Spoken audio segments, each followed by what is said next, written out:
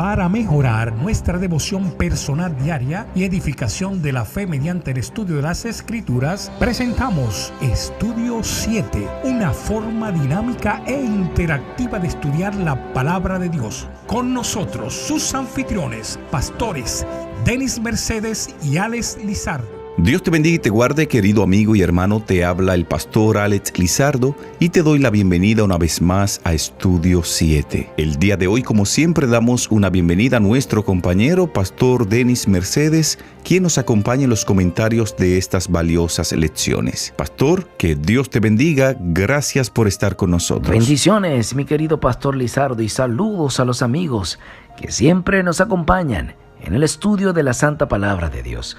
Pastor Lizardo, amigos oyentes, hoy es viernes 8 de abril, día de preparación.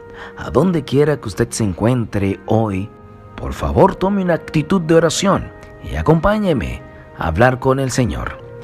Querido Padre que moras en las alturas de los cielos, alabado y glorificado sea tu santo y bendito nombre. Gracias por darnos la oportunidad de hoy concluir con la lección número 2 de este trimestre. Hemos aprendido bastante y sentimos que tu Espíritu Santo nos ha ayudado a crecer. Queremos pedirte que continúes dándonos palabras hoy con el repaso de la lección. En el nombre de Jesús. Amén. Amén.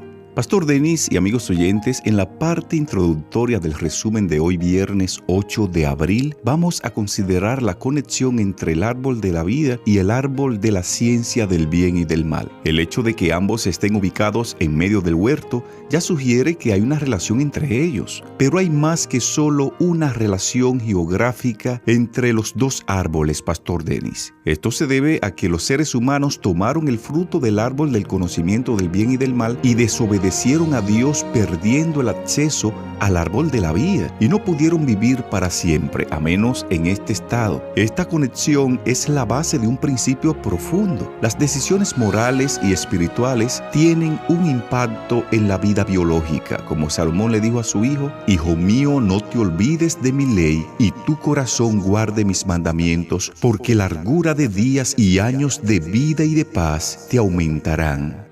Esta conexión, Pastor Denis y amigos oyentes, vuelve a aparecer en la futura Jerusalén celestial, donde solo el árbol de la vida está presente.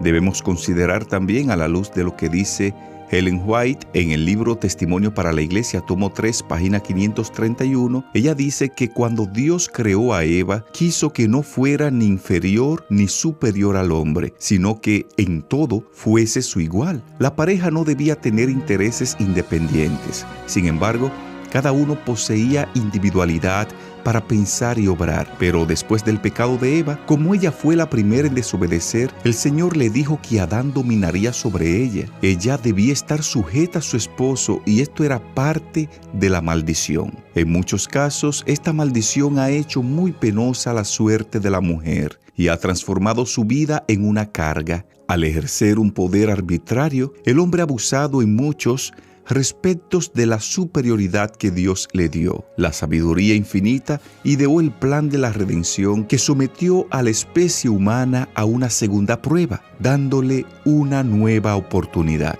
Esto, reiteramos, lo dice Ellen White en el libro Testimonio para la Iglesia, tomo 3, página 531. Así es, Pastor Lizardo. Dios nos da una nueva oportunidad.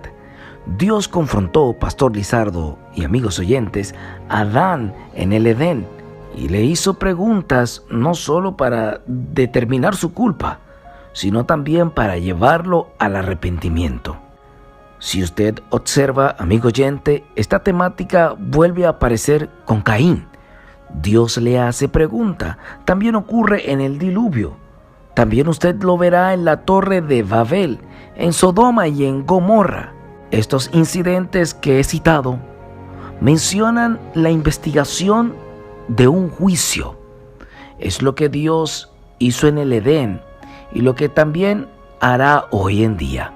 Los juicios de Dios son oportunidades. Amigo oyente, acepta la oportunidad de Jesús para la salvación y la vida eterna. Pastor Denis y amigos oyentes, esta semana uno de los estudios que estuvimos abordando hablaba de la serpiente. Vimos en este estudio que desde el principio Satanás fue astuto y engañoso y utilizó estrategias que le funcionaron de una manera muy eficaz. En este estudio mirábamos que la serpiente no se detiene a discutir inmediatamente con la mujer, sino que hace una pregunta que implica que la misma serpiente cree en lo que el Señor les ha dicho. Al fin y al cabo, ella preguntó: ¿con que Dios os ha dicho? De manera que en este diálogo la serpiente trata de mostrarse como creyente en Dios. Y esto le dio confianza a Eva para sostener una conversación que terminó en la tragedia de toda la humanidad.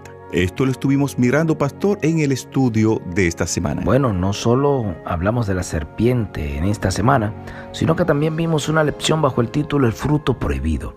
Nos dimos cuenta que el problema con Adán y con Eva fue el querer ser como Dios y querer ser inmortales. Así es, pastor. Este detalle de la inmortalidad y el deseo de ser como Dios fue lo que convenció a Eva de que comiera del fruto prohibido. Y al hacerlo, pues naturalmente desobedeció a Dios. También vimos en la semana un estudio titulado Esconderse de la presencia de Dios. Mirábamos en este estudio que cuando Adán y Eva pecan, se esconden de la presencia de Dios porque el pecado aleja a las personas de Dios. Además, tanto Adán como Eva intentaron evadir la acusación buscando culpar a los demás. Vimos en este estudio que Adán se justifica delante de Dios culpando a Eva e indirectamente culpando a Dios, porque Dios fue quien hizo a Eva y se la dio como regalo a Adán. Pero Eva no se quedó de brazos cruzados. Inmediatamente Eva transmite su culpabilidad hacia la serpiente y también, pastor Denis, indirectamente hacia Dios,